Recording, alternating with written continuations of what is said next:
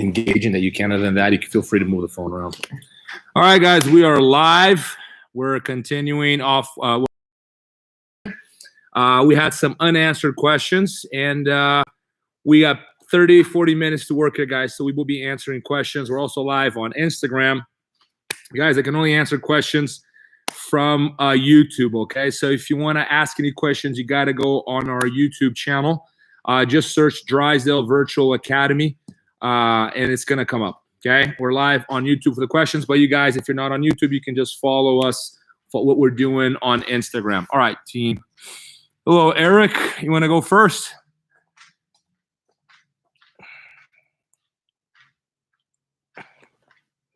If not, I'm just gonna go with a question someone sent me on social media about something we did yesterday.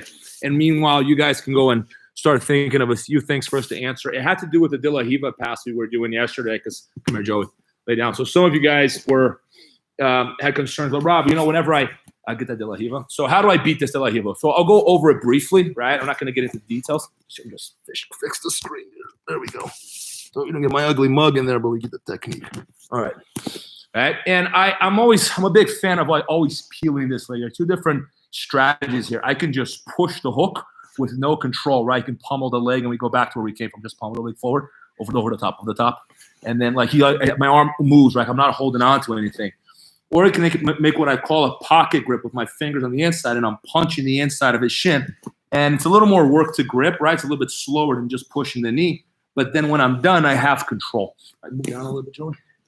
So this is what's going to happen. Once I peel the leg, right, I'm always, and instead of going forward with it, I'm always going to go back.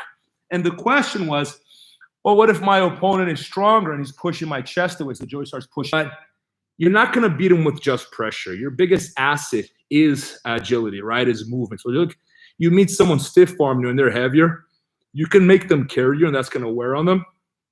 But it's out-position. That's your best asset there. But at some point, you're going to have to use pressure. So if I get to here and Joey's like stiff-arming me, like instead of just meeting him with pressure, especially if you're a lot lighter, you might have to just circle. And Joey's going to have to adapt with me. So when Joey starts moving around with me, I can start moving on the outside. I can switch sides. And I start stiff-arming me.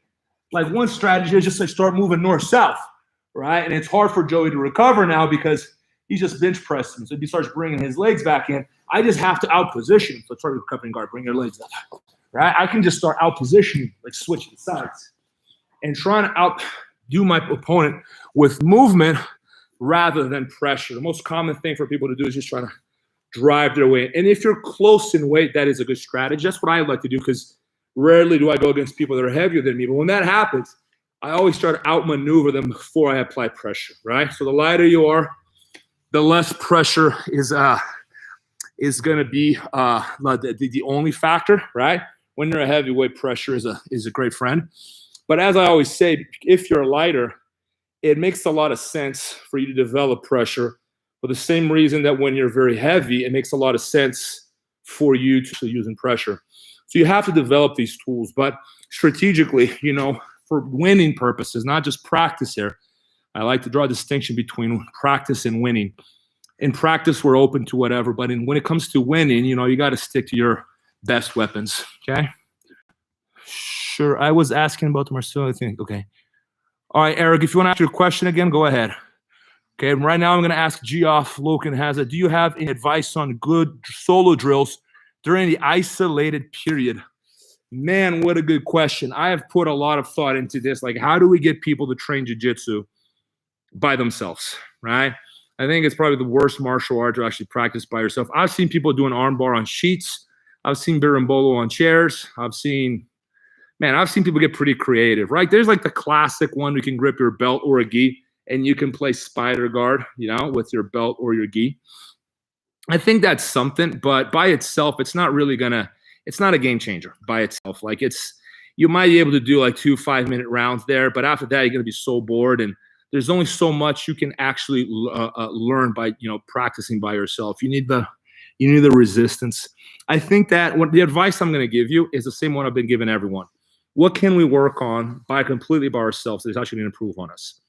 I've been focusing a lot on like visualization. That's my number one. A lot of visualization. Two is, you can always do strength conditioning, diet. You can always work on these things. Studying the rules, that's huge. How many of you guys have actually taken the time to study the rules? And most of you guys never do, right? You never go on IBJJF's website and read the rules. You compete. Some of you guys fly from across. You got to know it as well as the referees in order for you to win. It's a big, big help. Study your opponents. All right? You can study your opponents. There's no one stopping you from understanding your opponents better than they understand themselves. Learn their reactions. What do they do when they're tired? Do they break or do they keep going? What are they like in the first 2 minutes? What sort of grips do they look for when they're standing? What's their favorite pass? What do they do when they get mounted? And the better you understand your opponent's reactions, the more likely you are to beat them. You can do this with your entire bracket, not just your rival, but like ideally knowing your entire bracket. So that's what I tell people. These are the things that you can work on that have nothing to do with having a partner. Read books on martial arts, sports psychology, physiology, understand what's going on in your body when you're tired. It's helped me for some reason. Like, I just understanding how diet works and understanding how the body works when you're tired is helped me better. Like, it gives it, for example, when I'm really tired and I was running sprints on the treadmill, I would understand what was happening in my body. To me, it gave me the incentive where like, okay, it's uncomfortable, but I know I'm getting better. I know why I'm getting better. So you actually, when you understand the science behind it, it's actually, I don't know, to me, it made it easier, like doing the things that I didn't want to do, right? So we can use this time for these things because we have this hyper focus on rolling, which is the fun part, really. We don't have that now. So my advice is to focus on everything else that you don't need a partner for, okay? Next question, Insomnia Films. Billy, when did you know you were ready to start your own gym? Financials aside. It was one of those things where, if you're really immersed in jiu-jitsu, you kind of don't have a whole bunch of options. If you're very successful in jiu-jitsu, you can fight professionally today. Like 10 years ago, there was nothing like that. There was ADCC every 2 years, and that was it. There was nothing else for you to do. What else are you going to do? IBJJF doesn't pay, and there were no professional leagues. But now you have those options. As far as when should you open your school? And, financials aside, very good, point to point that out because that's obviously a factor. My advice today would be to be done with your career. If you plan on fighting, if you have the ambition of being a world champion, I would not open a gym until you've exhausted those options. Like, exhausted your will to be on the mats and achieving. Because what happens is, I opened a gym way too early, and I opened it for financial reasons. I needed money. In hindsight, I wish I had. You don't have a whole bunch of options is the problem, but like in an ideal world, you would not need that money. You would just be able to train full time. Obviously, people don't always have that. In Brazil, it was a necessity because when I was in Brazil, like it was the only source of income I had was training. Running a gym. Whereas when I moved to the U.S., I was teaching enough seminars and privates, and I had money from sponsorships. I didn't need to open a gym. I could have gotten by without opening a gym in Vegas. What I would have done if I had a time machine was I would have focused more on my career, focused more on myself, been a little more selfish, not worried about opening the gym and having a team, and focused on that now later in my career. I think that I would have gone further in my professional career had I been a little more self-centered. I think that being selfish sometimes is a quality. It's normally we think selfish is always bad, and I don't think it's always bad. I think that normally it is, but I think there's a time to think of yourself first. But I think that the time for to really get down to your question, the time to do that is when you're completely content with your jiu-jitsu accomplishments and you're ready to focus on your students. Okay, all right. Thank you, Black Lee. You were saying in a video I watched a while ago that you knew what Marcelo game was going to be and planned for it. Can you explain? Just because I've watched him a million times. I've been a big fan since I was a blue belt. He was a purple belt, and I used to watch him, early in Brazil, and I knew who he was, and he had he was doing arm drags at a time when people weren't. He was using the half guard very aggressively in a time where people weren't. Like, he was always a bit ahead of the game in some ways, and I thought him very beautiful to watch. Like we think of him as like, oh, it's just pure technique. He's stupid strong. He's way stronger than I am, but he's very beautiful to watch. So I always liked it. So I knew that coming in that he has like the takedown that he goes for over and over, or arm drag to single, arm drag to single. That's his takedown. So I kind of prepared for it, and I knew he had like a narrow back, so it's a lot easier to get a darce on someone with that frame. So that's kind of like what my mindset was. I knew that as long as I didn't pull guard on him, I felt very confident that he can take me down, and I was going to catch him in the darts on one of the shots.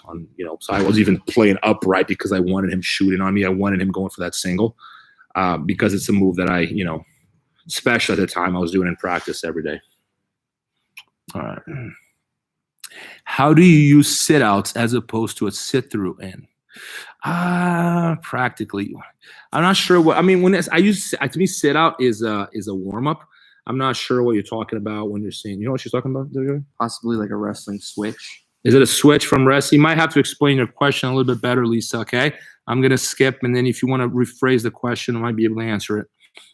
Okay, and Hayabusa is pro. Is a pro with his hanging stuff. Geoff, and this isn't from Luke, is a pro with his hanging stuff gi pants for open guard. Can you show any leg dragging drills? Okay, I'll go to the leg dragging drills. We talked a little bit about it yesterday. I want to talk about it again, right? And I think the mistake that people make here is that they're always trying to, I'm trying to get both at the same time, is that they're always trying to move the leg with their arms, right? You see people doing this right here. And to me, this is a pointless drill. You're never going to accomplish anything like that because that situation has never happened in a fight.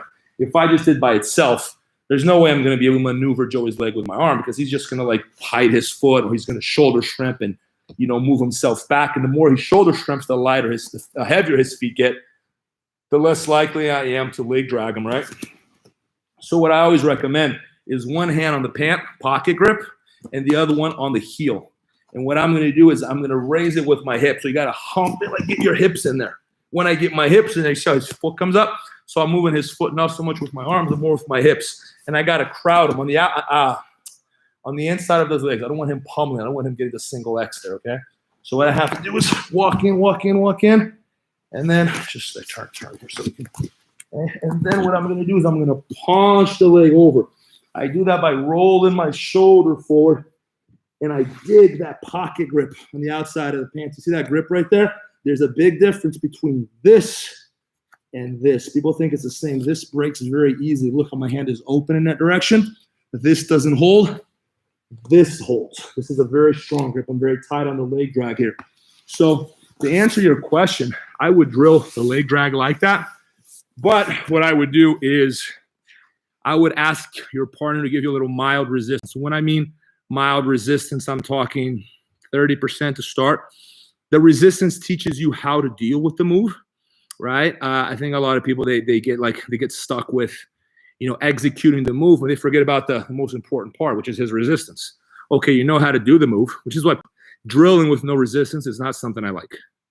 I think for learning the move, yes. But once you learn the move, which takes 10 minutes normally, it's not a long time. After that, you need to get used to the resistance. That's the key element, right? So resistance. Like, how do I deal with resistance? And that is what you should be drilling. So you can ask him to shoulder shrimp, make his legs a little bit heavier. One thing you can ask your partner, it is important to have a good partner. A good partner is going to help you. Drill is going to help you learn. So what I recommend is, I tell them this, like, give me natural resistance, no power, no speed. So react with me the way you would in a fight, the exact same way, no power, no speed.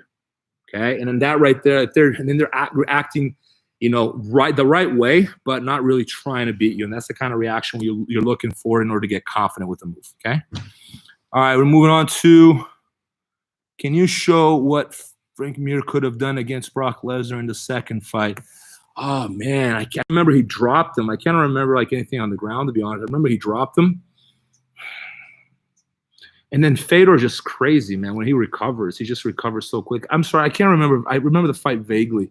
I remember Fedor recovered very, very quickly, but I don't remember anything beyond that, man. I'm sorry. I wish I could help you more with that one.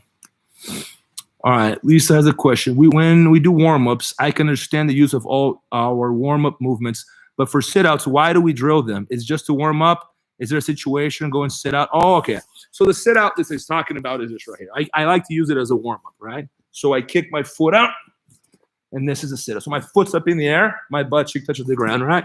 It's a really good warm-up.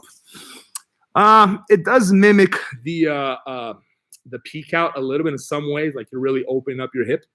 But the main reason why we do this is because it strengthens your core. It strengthens the kind of strength that you want in jiu-jitsu. A lot of times, like a lot of the warm-ups don't involve core strength, like front rolls. We do like shrimping. And there's not a whole bunch of exercises we do warming up that actually warms up our core. That's why I like it. There's a lot of isometric strength because you have to hold up your leg up in the air. So there's a lot of like jiu-jitsu related strength, but it doesn't really relate directly to jiu-jitsu. You know, probably more than jogging does, but I wouldn't say like it's very specific to a jiu-jitsu situation, even though it does mimic, it's very similar to a peek out in wrestling. So there's some overlapping with the movement there, okay? Yesterday, this is from AJ Tim. You mentioned against larger opponents, deep half guard is important. What are your go-to deep half guard position sweeps? There's so many, man. Like it's a big category. I'm going to show you my favorite deep half guard sweep. And I mean, there's a few different ones, right? But probably my favorite one, the one if you really ask me, like, what's the one you get the most? All right, so first, how do I move into a deep half guard? You want to put that phone right next to the, I think it's just easier if they're like a lot. There we go. I think that's better. There we go. Okay, once again, on Instagram, guys, if you guys want to ask any questions, you got to go on YouTube, okay? We can't, otherwise too many questions on two different platforms. All right, but what we're going to be doing is, like, how do I move to a deep half guard? So I'm playing my half guard here. Like, normally, actually, a very good position to go this from is when Joey's going combat stance. All right, he's trying to drive his knee across. I'm going to go under his leg, and what I'm going to do is I'm going to turn to the other side. All right, so I pull myself in. I'm going to pull Joey on top of me, but on my terms. So when he's trying to slice his knee to pass, I have to what? I have to grab that knee. Now, right now, you guys can't see. Well, you can see my left knee. It's pointing at you guys, right? When I pull him on top of me, I kick my legs up in the air, and I turn the other way. So now I'm facing the opposite direction. And when I'm facing the opposite direction, what happens is Joey can't really use his weight against me anymore, right? So that's why I recommend deep half guard for heavyweights, because I am able to neutralize his guard, or his weight. I'm sorry. One more time. So once I get into deep half guard, like, what do I do here? All right, so a few different options. My favorite one, this is in the no-gi, it's a little bit different, but in the gi is I open this lapel and I grip with my left, okay? The higher the better, but don't think it's one of those things that if I'm not really close to the armpit, I can't get it. Get your hand in there as high as you can. And now what I'm going to do is, Joey, just turn 180 so we can face the other way. All right. So what I'm going to do is I'm going to play stupid here. I'm going to let Joey pass. Like when I put my head on the ground, Joey wants to try exactly. And I'm going to let him, but look what I do. I block his hamstring, and I still have the lapel. Now what I'm doing is I'm going to shrimp. But when I shrimp, I have to hook with that right foot. You guys can't see that right leg right there. You can see my toe. I hook his knee, and I push myself back, and I connect. Notice that I have Joey's knee trapped. I don't have, his knee is not free. His knee is on that half of my leg, on that other side over there. And I have my forearm framed on his back. So if Joey tries to turn into me, or he's stuck. All right. Once I get to this position, I got a lot of options. Joey's in a really bad spot here.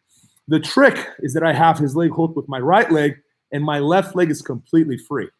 So I just forced him to switch to the other side. Most people will take the bait. I raise my left arm like I'm going to ask a question, and then I sit up on my elbow. From here, it's very easy for me to take the back. You guys see it, right? So I will set up the pass at a position, like a deep half guard in the way. Joey is very tempted to just take the pass, right? So he's going to be tempted to move to the other side. So what I do is I put my head on the ground, and I'll let him. I block the leg. I move myself up. I raise my left arm like I'm going to ask a question. I sit up on my elbow. And then I come up like I'm going to mount him. If he lets me, I'm just going to get on top. Normally what they do is they push back. When they push back, I just transition to the back from there. Okay? It's a very easy one. I'm not going to lie to you. If you got a big center, it's hard to take the back. The back is not the position for it. I know I originally said that deep half guard is a position for heavyweights. This may be difficult by the simple fact that, you know, if you got a big center, it's hard to get to people's back. In fact, you shouldn't attack the back at all. There are other options from deep half guard. We can work on those some other time maybe, but that's my favorite sweep from deep half guard. It's not really a sweep, it's a back take. I use it all the time. There's no gi variation that I use a lot. It just doesn't have the lapel, but it's other than that, it's the same idea.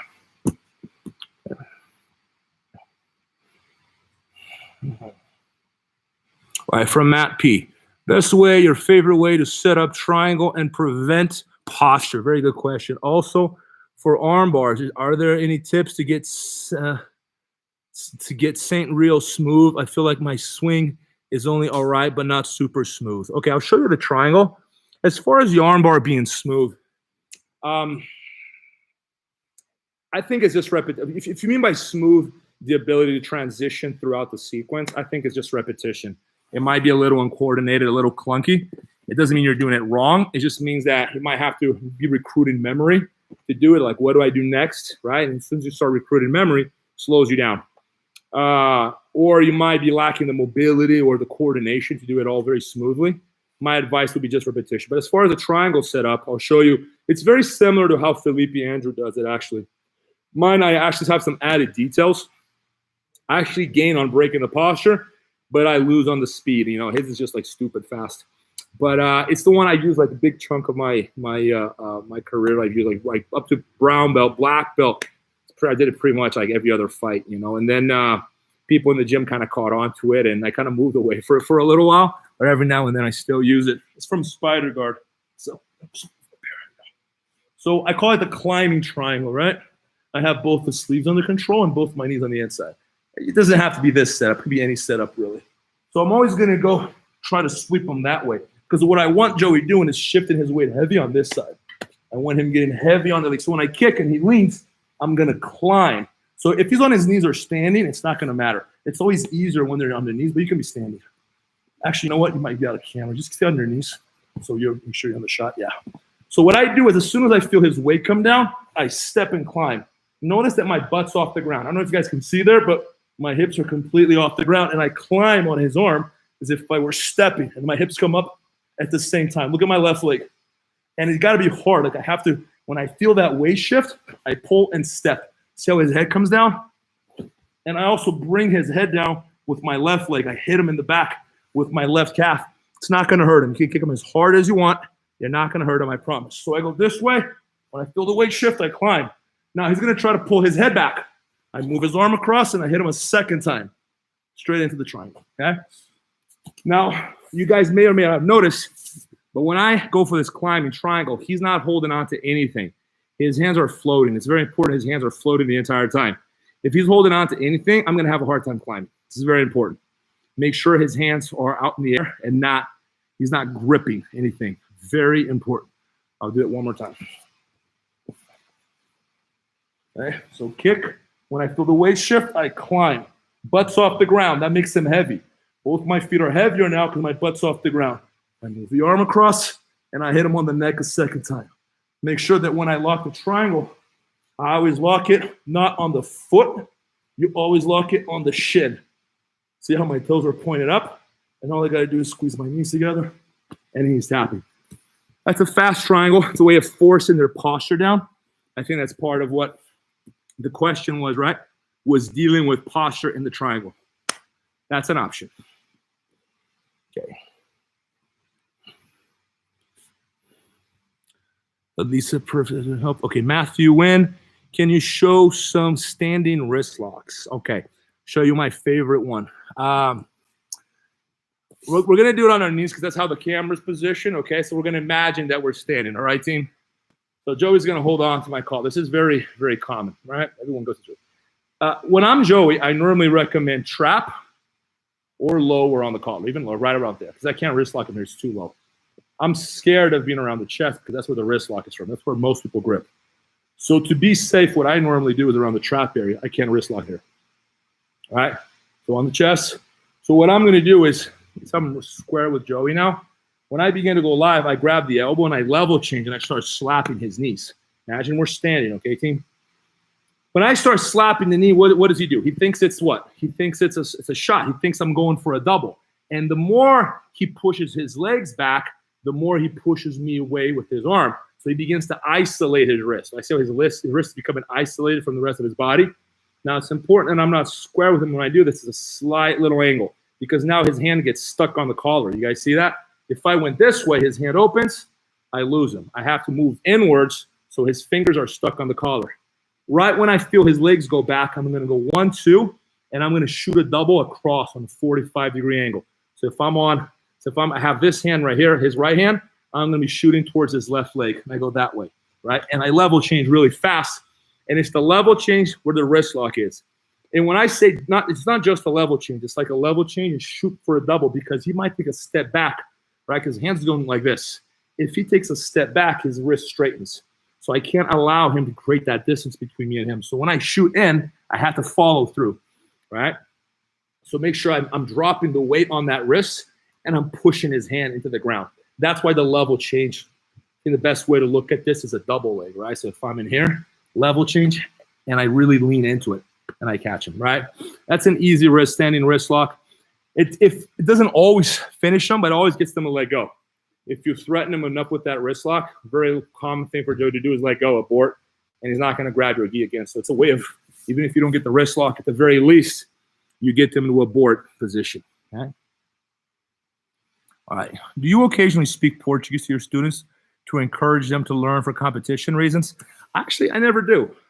Every then I'll joke around. I'll say stuff like, porra, caralho. I'll say stuff just to mess around with them. They're really bad words in Portuguese, by the way. You don't want to learn those.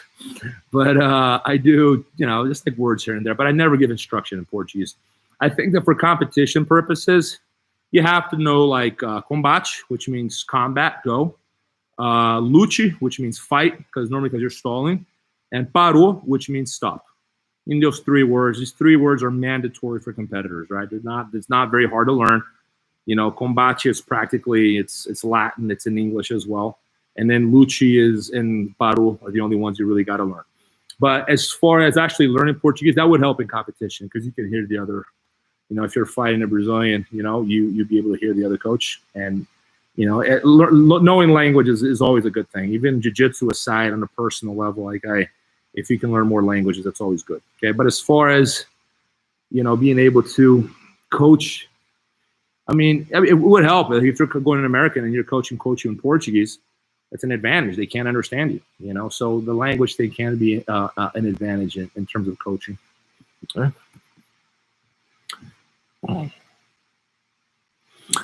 From Nightbot, have you ever tried any other grappling tournaments, bouts, judo or wrestling, just to see how you'd fare? What other non-grappling sports have you tried? Very good question. The first one is, yes, I've done judo competitions. I have 4 judo competitions under my belt, 2 silver medals, 2 gold medals, which is surprising because I'm really bad at judo. My judo actually got better once I started fighting MMA, believe it or not. It's when I started fighting from the clinch a lot and on the wall, right? On the wall, you're upright. That's when all those foot sweeps and hip throws from judo that I knew, but I never used, started actually becoming part of my game. So believe it or not, whatever judo I know was perfected in my MMA life more than my jiu-jitsu life. Sounds like an absolute contradiction. Brazil actually has really good judo. I just never bothered training. But I would, back in '99 in Vegas, there were no competitions, very few jiu-jitsu competitions. There was Copa Pacifica and then Joe Moreira Invitational. It was '99. There was 2000. There was 2 competitions in California. In Vegas, there was nothing. But they would have occasional judo tournaments, so we would enter. What I would do, I'd fake a tomoe-nage, and then, if I got it, great, which I never did, but they end up in my guard, and I'd go for a fast armbar or triangle and see how that fared. They normally allow about 10 seconds on the ground before they stop it, so about 10 seconds to armbar someone. And if I fail, I go back to my feet and win in a judo tournament, to be honest.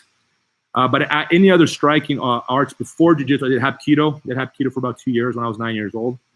And then after MMA, I started doing, striking to me is one big category, really, especially because I had my eyes on MMA. So everything from Muay Thai to boxing, I'd even assimilate things from capoeira, taekwondo, karate, anything that I could, absorb. But, that was after jiu-jitsu. Before jiu-jitsu, only hapkido. What's the best way to motivate students to compete? It's a very good question, Luke. Way to motivate students to compete. I think that I tell them this. First of all, you can't force them. That if you're an instructor, you can't force your students. That's not even fair on them.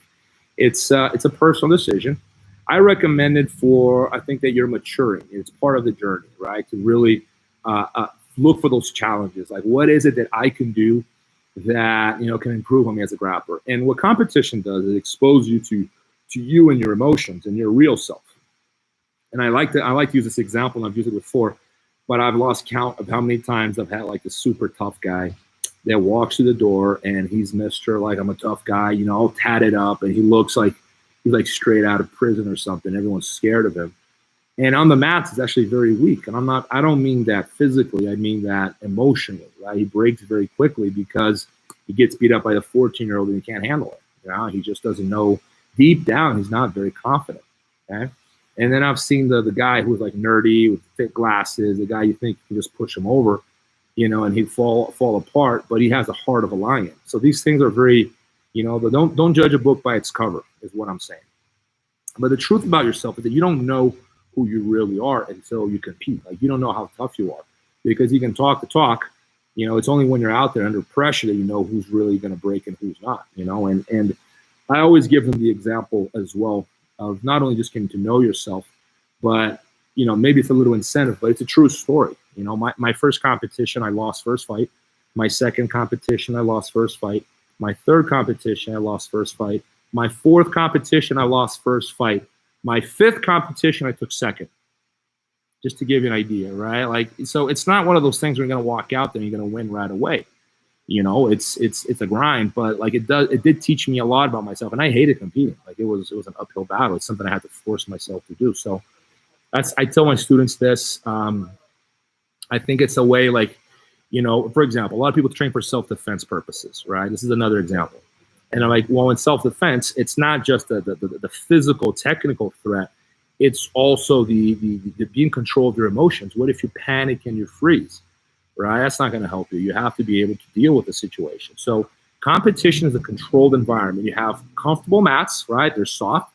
You have a referee. You have paramedics. You're there with your family, friends, with your coach. There are rules of engagement. No one's going to be eye gouging you. No one's going to be kicking you to the nuts, at least not intentionally, right? All these controlled things, right? You have the rule set. You have everything to protect you. And if that is too much of a threat, imagine a real life situation. If you can't deal with the stress of a competition, imagine the anxiety of a life-threatening situation.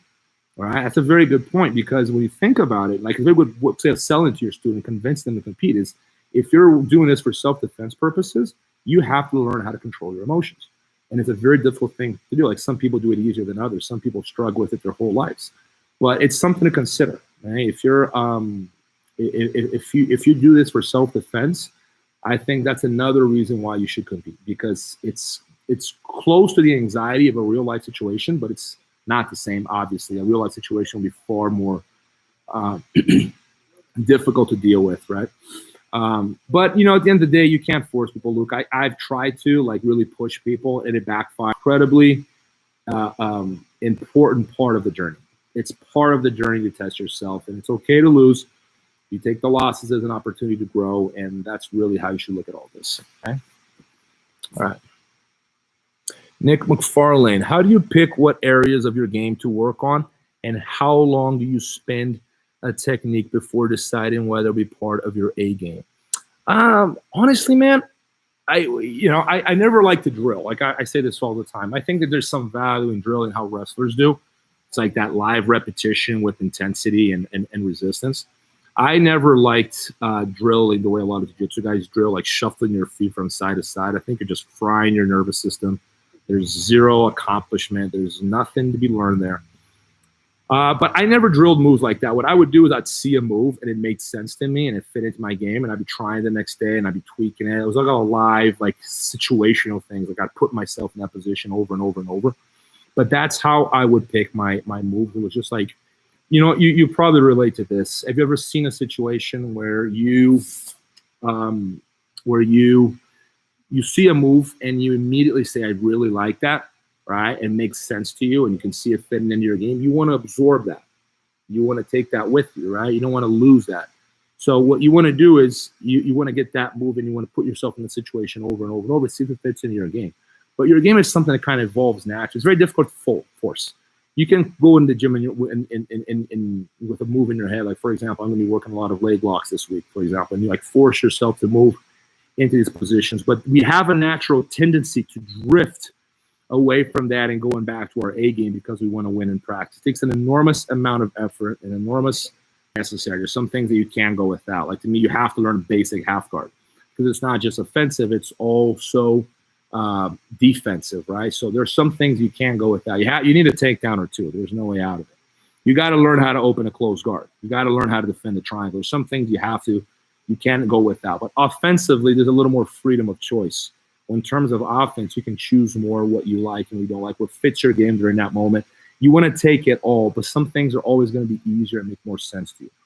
It's, I see some things with my students that I really try to get them to learn because I know it's valuable and they'll be benefiting a lot. But a lot of times they do something differently, and I kind of give them the freedom to choose how they're going to do it because just because I do it in a certain way doesn't mean that they have to. So that's something to keep in taking consideration as well is your moment of maturity as far as what you're going to be learning and absorbing. But because a lot of times you get the white belt that wants to learn berimbolos. I'm like, man, you gotta learn what a closed guard is before you even start thinking about berimbolos. And they, people don't want to hear that. Like they just want to do what's cool and trendy. Something to consider, right? But there's, with me, it was always very fluid. These things happen naturally. I never really forced myself. I'm gonna learn this, and I already had so many ideas in my head for things to practice that I never really bothered. Like, oh, I have to learn this tomorrow, unless it was defensively, right? I'm getting taken down or swept the same way over and over. Like that's okay, I have to learn how to stop this. But offensively, I've always I've enjoyed the freedom of doing what I like to do and what I wanted to do and what made sense to me at that time for my game. Always with an open mind and always looking forward to learning new moves. Okay. All right, guys, that's gonna be all. I'll do one more question, okay, and then we're gonna end it, and we'll be back tomorrow at 5 p.m. Same thing. This is from Alex G. Option to take down opponent once you arm drag and take their back while standing. I'll show you something very simple there, Alex. It's something in wrestling, right? But it works really well in jiu-jitsu and MMA. Further back there. So let's say I hit that arm drag and I get in that body lock, right? I always pick a side. Whatever side I'm on, I have my palm up. You could go gable grip. I got used to S grip because of MMA. So now even in the gi, it doesn't matter. I always S grip. I prefer it. But a lot of people go for the gable grip. It's a little bit smaller, it's a little bit tighter. This is a little bit looser, okay? But I feel like I have a little more wrist mobility here, and it's harder for him to hand fight. So when I'm here, whatever side my head is on, I'm going to block his knee, like I'm putting a cigarette butt out. And what I do is I block his knee with my knee. So I'm going to get to his side, but not quite in front of him. Just to a side, 90-degree angle, and I block the knee. And then with that body lock, I'm going to drag him to the ground, and at the same time, I shuffle my feet. Okay? You might have to drag him to the ground a few times, 2, 3, 4 times, to get him to lose his balance. And the reason why I step in front of him is to prevent him from finding his balance with his left leg. So if I can block that leg every time he tries to step while I'm shuffling and dragging him to the ground, he loses his balance and eventually he puts his hands on the ground. Of course, it depends on his level of athleticism. It depends on my skill level. My weight is actually going to help. The heavier you are, the easier this is. It's not the only way of getting someone down, but it's a simple way of dragging them to the ground. Especially for jiu-jitsu purposes, you're right there on the back where you want to be, okay? Team, thank you so much for watching, okay? I hope you guys enjoyed. I hope you guys had fun. This is Joey McKay. He's helped me out for today. And I will see you guys again tomorrow, 5 p.m., all right? We'll be doing Q&A. And, yeah, guys, make sure you subscribe to the channel and invite your friends, okay? Thank you, everyone. Ciao.